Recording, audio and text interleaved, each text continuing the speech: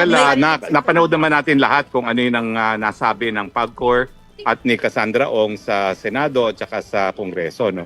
Ang tanging dahilan kung bakit sinampahan nila ako ng non-bailable na human trafficking ay hindi merong talaga nagtuturo sa akin na recruit ko siya sa pamamagitan ng dahas upang pagsamantalahan ang kanilang labor. No?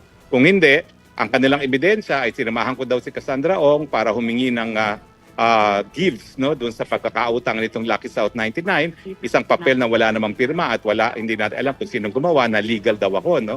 At yung pagtira ng aking isang dating staff doon sa premises ng Porac, Pampanga na pag-aari or pinapaupahan nga ng Whirlwind. No? So sa palagay ko po, kahit saan tayo makarating, wala pong krimen doon sa tatlong bagay na yon. At nakakalungkot nga po ngayon na dahil nga po sa politika, talagang pinilit nilang masampahan itong non-bailable na case nito dahil nalaman nila na hindi sapat para ako'y mapadeport sa Pilipinas, na aking warrant of arrest ay galing lamang sa Kongreso. No? Hindi kasi sapat yan, hindi yan basihan para makancel ang passport ko na dahilan para mapadeport nila ako. Pero siyempre, hindi na sila magtatagumpay sa ninanais nila dahil ako'y isang asylum seeker na. At ang dahilan ko talaga kaya humihingi ako ng asylum ay dahil nga itong kasong ito ay malinaw na unjust prosecution dahil wala nga pong kaebidensya, non-bailable pa ang ginawang kaso laban sa akin. Pero sir, speaking of asylum, paano po maaapektuhan itong kaso na isinampa ng DOJ against you, yung inyo pong nire-request na asylum from Netherlands? Sinigurado po ng DOJ na magagrant yung asylum ko kasi ito po yung inaantay ng Dutch authorities. Sabi nila parang premature na sa sinasabi kong merong unjust prosecution kasi ang tanging meron lang ako isang warrant of arrest galing sa Kongreso na mapapasuna pagdating ng 30 ng Hunyo. No? Pero ang filing po, yung final kong mga ebidensya kasama na po yung entire records ng DOJ dito sa kasing to ay siguro 1 meter high. No?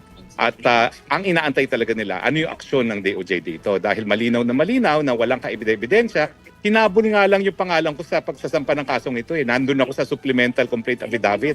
Na-realize nila, dapat natin idawit si Harry Roque na mapauwi yan. No? At lalo nang tuluyan ng masira, hindi lang si Harry Roque, kundi si Duterte. Dahil ako naman ay hinahabol nila bilang kaalyado ni Presidente Duterte. Pero sir, kasi ang nangyari kay former President Duterte, nakipag-coordinate sila sa Interpol para makuha po dito sa Pilipinas. In your case ba, sir, nakikita po ninyo yung posibilidad na yon na dahil meron ng kaso, baka mag-issue ng arrest warrant, i-coordinate sa Interpol? Paano po yung magiging tugon ninyo dito kung sakali? Maricel, iko-correct kita dahil doon sa Senate investigation, walang kahit anong coordination sa Interpol. In fact, walang kahit anong red alert na inisyo ang Interpol. No?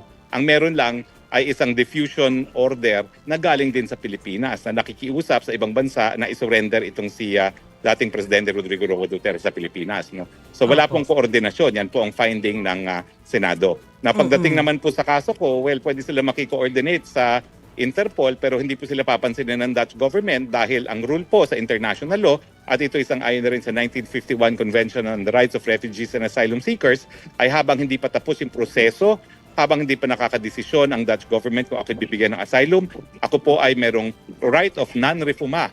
Hindi po pwedeng ma-prosecute criminally for illegal entry at hindi po pwedeng ma-deport doon sa bansang inalisan ko, in my case, Pilipinas, habang hindi pa tapos po itong proseso ng asylum.